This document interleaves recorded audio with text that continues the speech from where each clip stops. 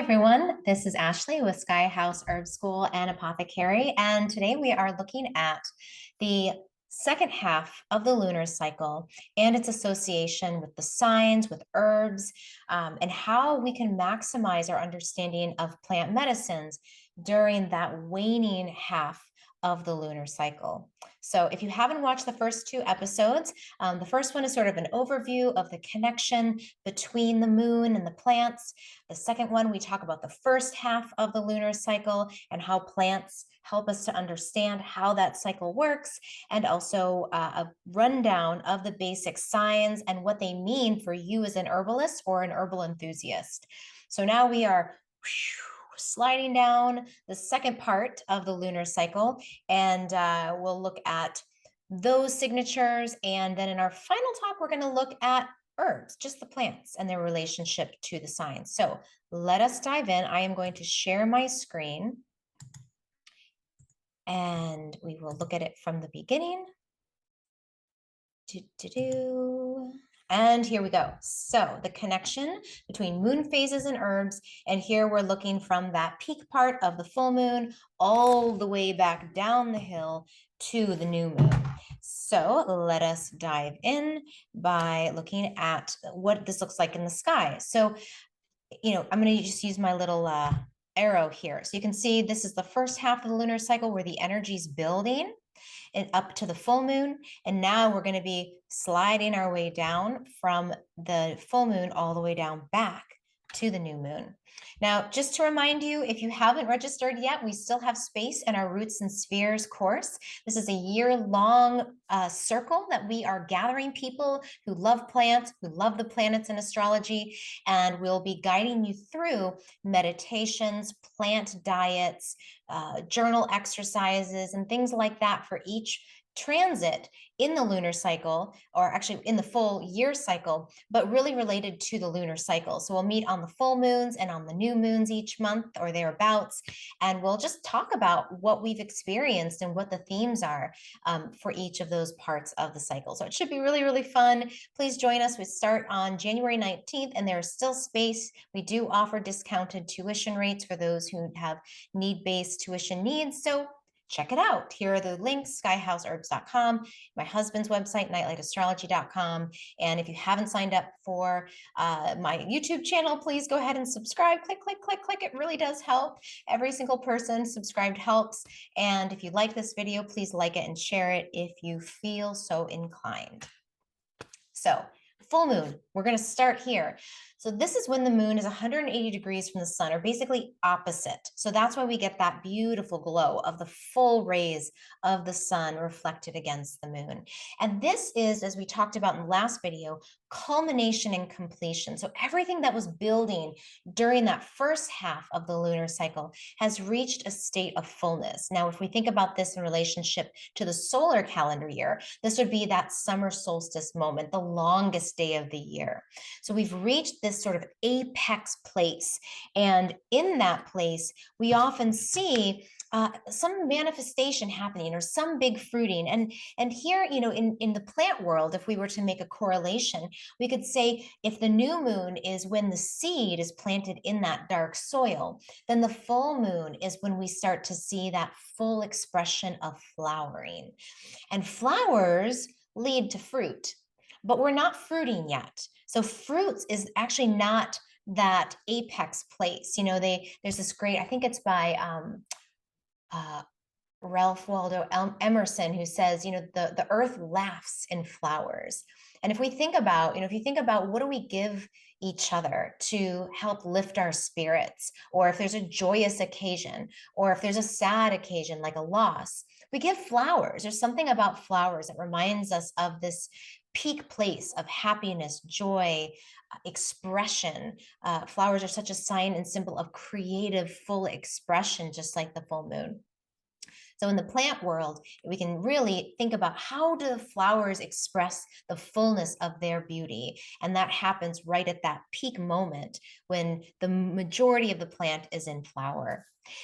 So we are moving away from that, though. We've reached that peak place, that summer solstice, if in the life cycle, you could think of it as that peak place where beauty and youthfulness and motherhood and fatherhood, and that doesn't have to be literal. It could be just, in your career, that peak place where things are at their fullest and their most vibrant.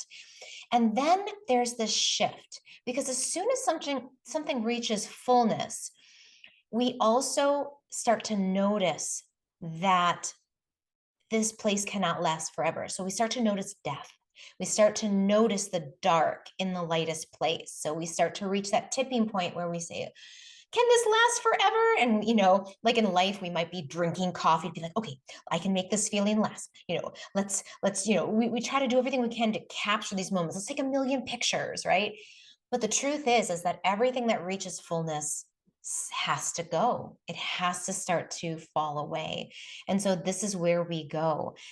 We start to feel the building, or the not even building, but we start to see the emergence of the yin again, right? So in the first half of the cycle, the yang element, the solar element, the light is building. And now at this critical point, we tip, and the yin starts to take hold, and the darkness starts to move in. And it can be kind of I don't want to say depressing, because darkness is very potent, but it can feel like we're entering into a place of deeper questioning and maybe even some loss. So I also think about this as a contracting place. There's this feeling that we were once expanding, expanding, expanding. After you reach the full place, there is this slow contractive. Okay, things are starting to fall away. The ripest flowers start to wilt a little bit. And that's why I chose this picture of these poppies, because there's this fading. We start to see this. There's a touch of gray from the Grateful Dead. There's this there's this touch of gray that starts to come in, and we realize the impermanence of all things, of life, of our creative processes.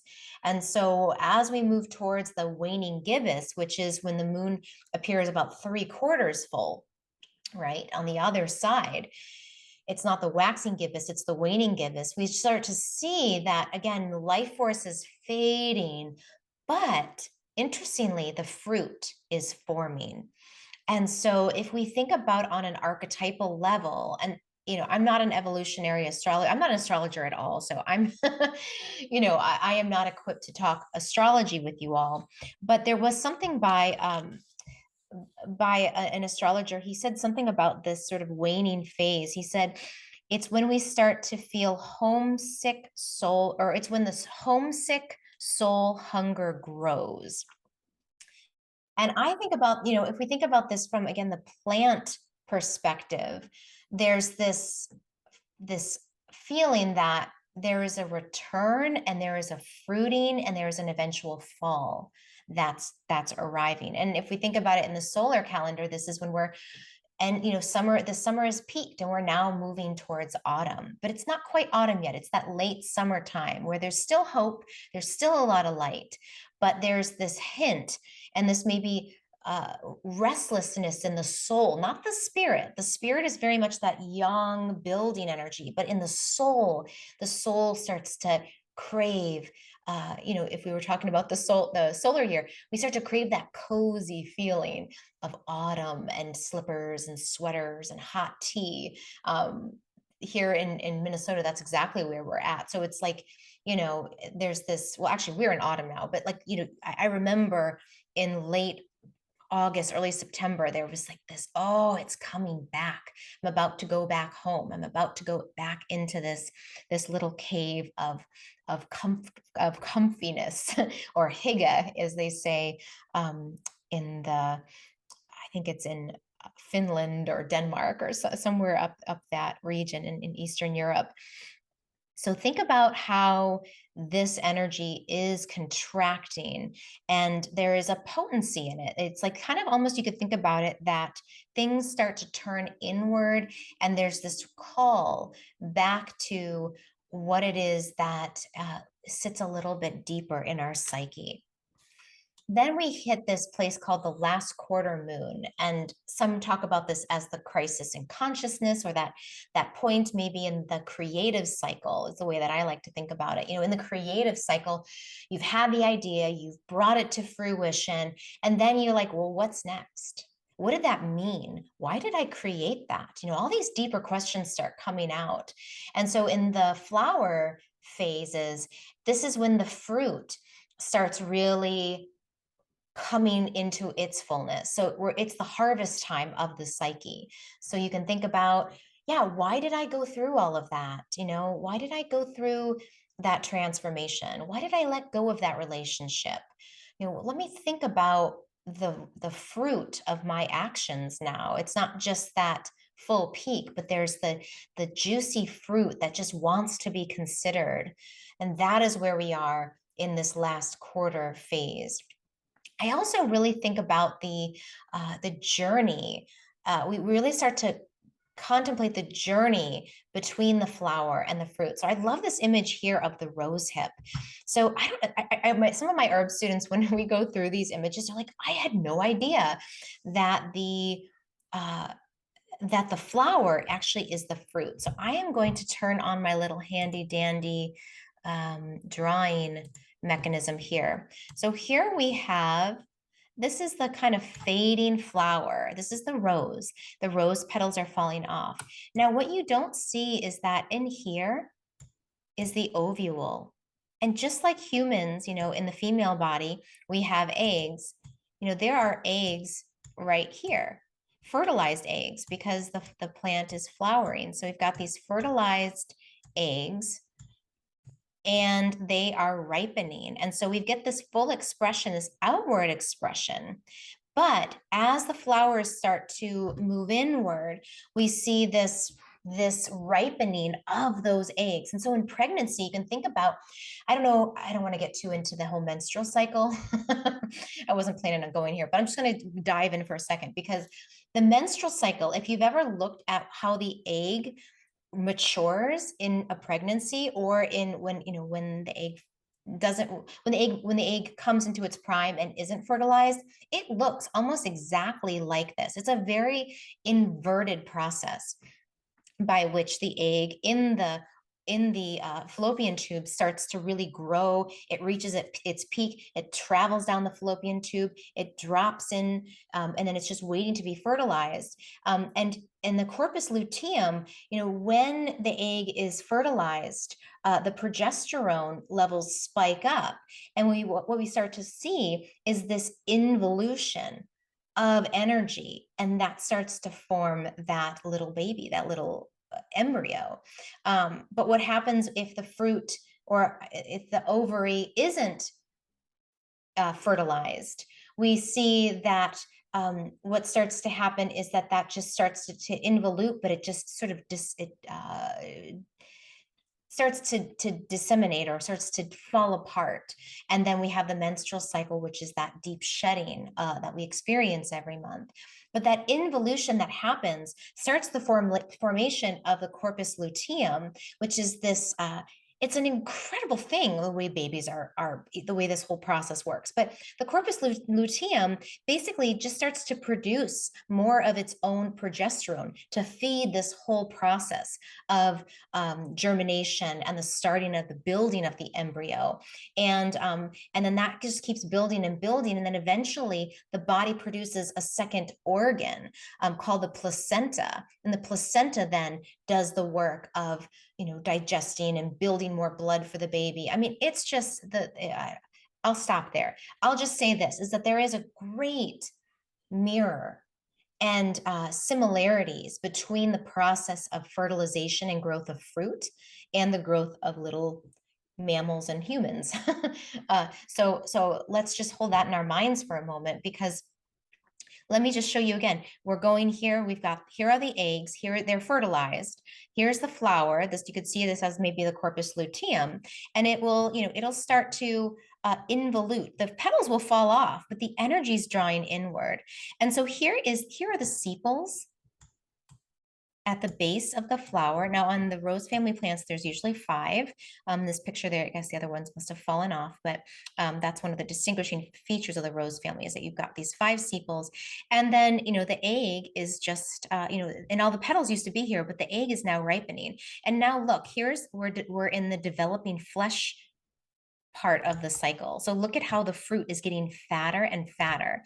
And then it's going to get, this picture could even show you even fatter, but then this little nub that you see on the top of things like tomatoes and strawberries, this is the flower. And these little sepals here, they were the base of that flower. So what you're really seeing here, every time you see fruit, an apple, an orange, a lemon, any berry, what you're seeing is this base of the flower that's turned into this fruit, or in the case of roses, we call them hips. And this is what's happening in that last quarter moon, is this form, we've been working towards this culmination of the formation of the fruit, of the inquiry, that inner focused gazing, that inner building, that inner resourcing, all of those inward movements create this fruit, which is deeply nourishing, not only for the baby seeds that are developing for the next cycle, but also for animals, plants, and others. So this whole cycle is very, this part of the cycle is not depleting. It's actually very building and nourishing if it's done with attention and care, and there are enough resources from the first half of the cycle to provide that base for that deep growth and building. So let's clear all these little drawings, and then we'll go to the next slide. Oh, I gotta get my mouse back. Okay. Now, when we get past that last quarter, again, we can think of the last quarter and the solar cycle as the autumn equinox, when the light and dark are equal. So we've got 2 equinox moments when light and dark are balanced. We have it at the spring equinox, and we have it at the fall equinox.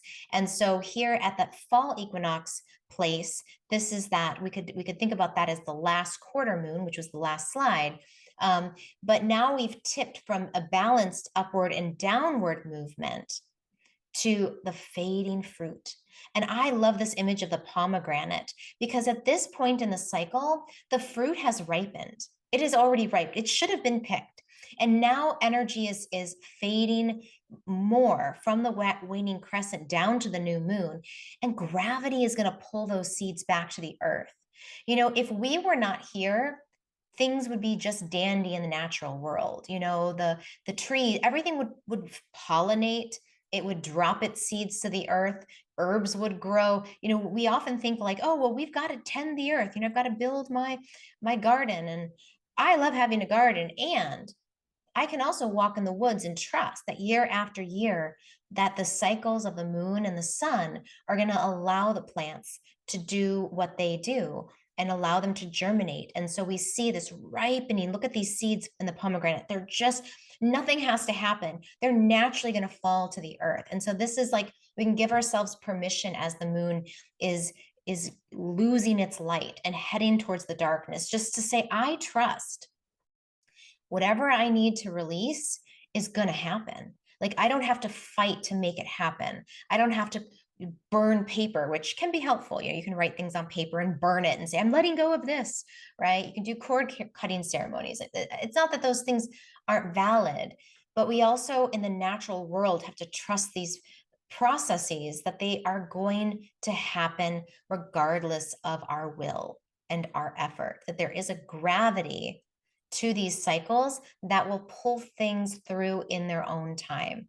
So if we pay attention during the waning crescent phase back to the new moon, we'll notice things are naturally falling away. Our schedule might, if we're really being conscious, our schedule gets a little lighter. You might notice, or you just have less energy. So you cancel things more regularly, I would say. I know for myself, I try not to schedule things around the new moon, especially as we're heading down here, this waning crescent to the new moon.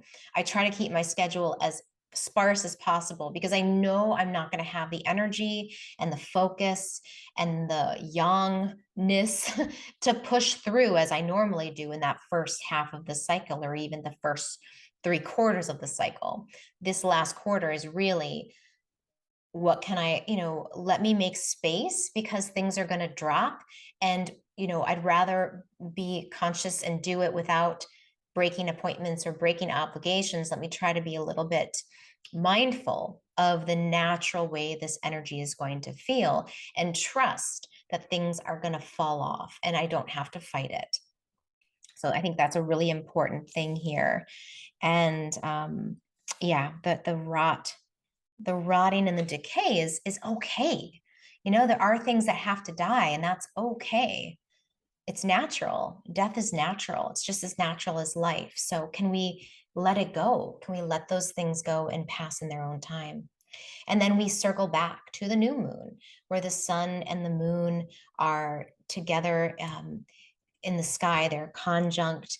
And then we have this return to deep quiet and fertile rest. The pomegranate seeds have fallen, the gravity has pulled them in, and now there's a resting phase. And nature really does ask this of us in the winter time, when we're at the winter solstice, that darkest day of the year. Please rest. Light some candles of hope for what's to come, but don't fight the darkness. Now, what does this mean in terms of planting and our herbal work? I just wanted to revisit this image from our very first session, where we looked at the different phases. The light phase, the new moon to full moon. Look at, this is a phase where we really are focusing on what is above ground. And this is the time when you harvest. This is when you harvest everything that is above ground, fruits, flowers. Ideally, you're grabbing everything you can above ground, especially as you hit that full moon peak phase. Now, the energy starts to shift as the pull of the moon lessens, the gravity of the moon lessens in terms of its effects on Earth. And so the energy starts to dip downward. We see this again with the tides. I'm not making this stuff up.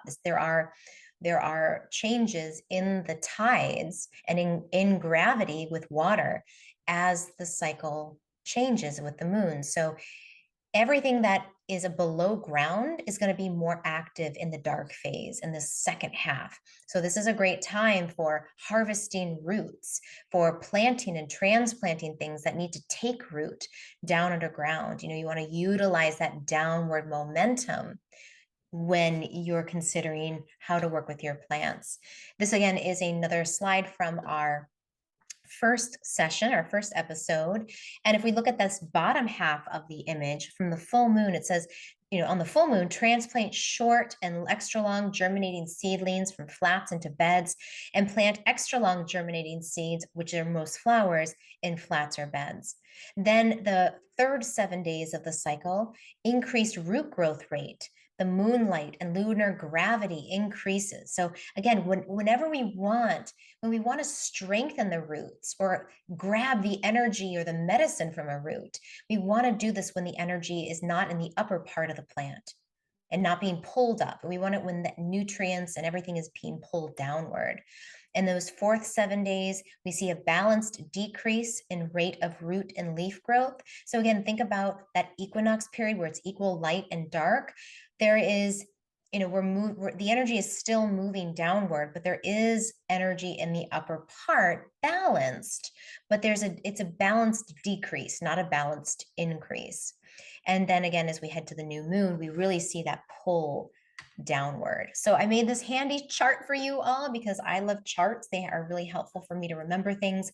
So just to reiterate, the full moon is the quality of culmination. Our planting action is harvest, harvest, harvest, harvest. Everything above ground, get it. Especially under specific signs, which we talked about in the last session. So you can look back to that to, what do I harvest? But pretty much, or what signs do I harvest under? Right? So we have all those listed out for you in the last session. But again, in general, this is when you want to be looking for your harvests and making your tinctures, drying your aerial parts, your above ground things. Now, we are talking here about that second half of the cycle. So from the full moon to the gibbous, the first 7 days, we are, again, the flowers are ripening into fruit. So if you think about how the energy is moving downward and inward, this is a really good time to harvest fruit for eating. And there are signs that are more, that lend themselves to better harvest. We'll talk about that in the next slide. But in general, if you want to eat the ripest fruit, pick it during that gibbous phase when there's still fullness, but there's also this ripening that's happening. It makes, the ripening is the sweetening process in the plant world, right? Like when apples ripen, they get sweeter. When bananas ripen, they get sweeter. So we want to harvest when we get maximum sweetness, not just maximum fullness. Now, the last quarter moon, this is when we have that fully ripe moment of the fruit, and there's that balanced upward and downward energy. So harvest your fruits.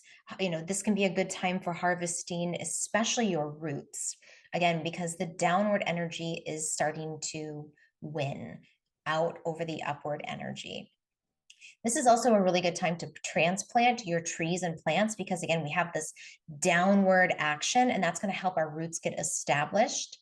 The last quarter to the new moons, this is as we're heading from the last quarter to the waning crescent, our fruits are going to go to seed in terms of, if you think about it, just in terms of the plant cycle, right? Everything is going to seed. This is the decay.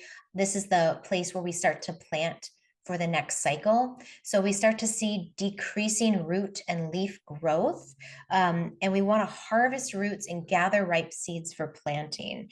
So we want to, everything's starting to get a little bit more quiet, although the downward energy is still quite strong. So I would say, think about what roots might want to be gathered and which seeds are naturally falling. And ideally, what you would do is put a little cloth or like a little bandana underneath your flowers on dry days, and then just wait until you start to see the seeds naturally drop from your basil or whatever it is you've grown, and give them a little shake and let gravity help you gather the seeds, and just make it happen with the energy of the plant, and that's when you're going to get your best yield. Then the new moon is quiet and fertile. You can plant your seeds 2 days before the new moon to get maximum harvest. And for you as a medicine maker, you're just going to rest. You're just going to take this time to rest. Now, how about the signs? When the moon is in specific astrological signs, what can this help us understand about the ideal activities that we can do? So let's do that. Let's talk about it. So when the moon is in a water sign, during the waning half of the cycle, Cancer, Pisces, and Scorpio, this is a great time to start your compost. So if you're considering making compost either as a heap or doing the barrel, there's a lot of different compost methods. Really important if you want to get good soil for your herbs and your vegetables. Start it under the waning moon when the moon is in a water sign, and that will really help you to yield the best compost for that next cycle.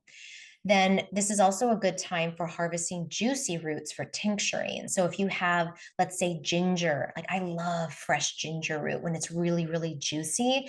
So if you want to maximize the juiciness of your roots for tincturing or medicine making, gather them in a water sign during that waning moon part of the cycle. Now, when the moon is in an earth sign, when the moon is in Taurus, Capricorn, or Virgo, this is a good time for harvesting drier roots, or you want your roots to be a little bit more on the dry side. Maybe you want to actually dry these particular roots to make a powder from them, or slice them and dry them in your oven to decoct for teas and things like that.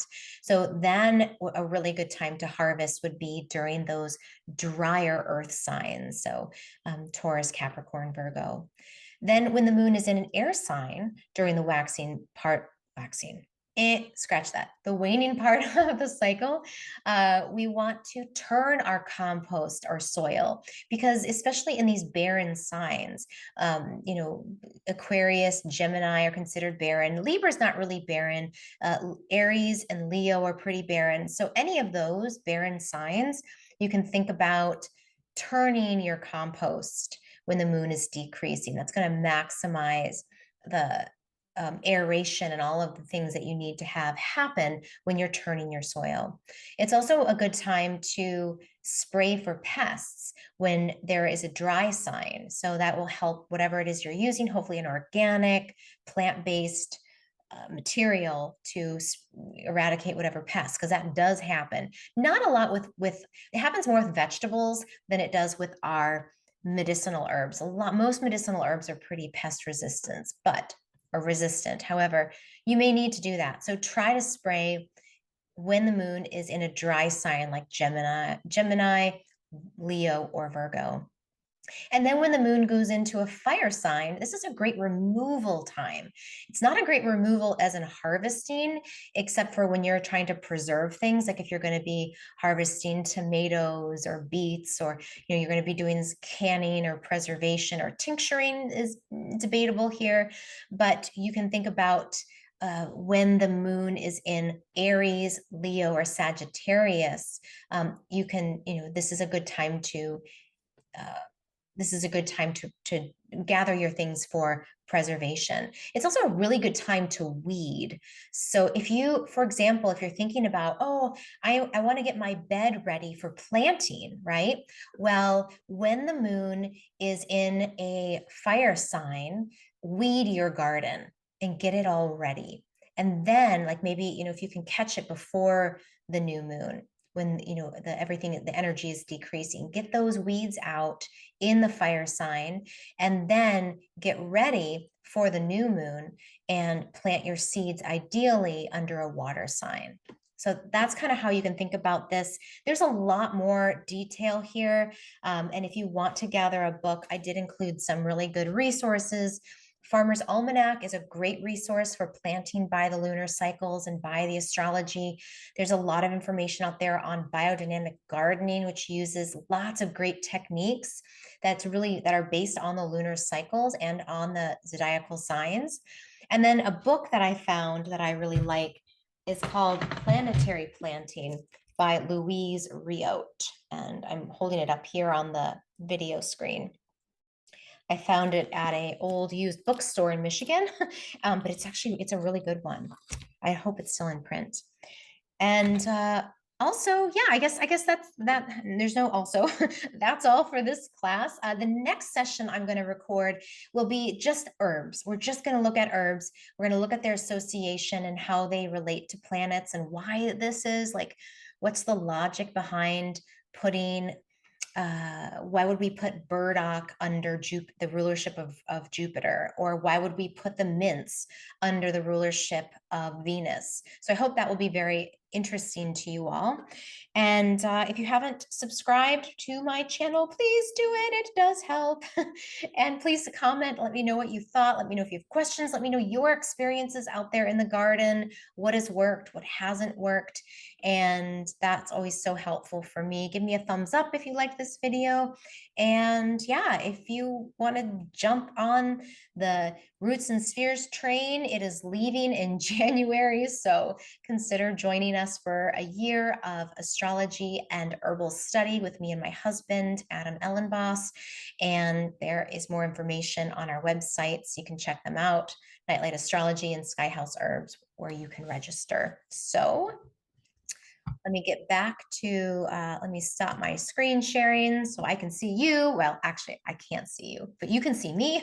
Wouldn't that be cool? I guess that's what Zoom is for. But I always feel like it'd be so fun if I could watch you while you're watching me. So I could kind of see your expressions, like, oh, she liked that. Or, oh, he got bored and started, like, playing on his phone during that part. That's good information, right? So maybe one day. So thank you. I will see you all again soon, and enjoy your day.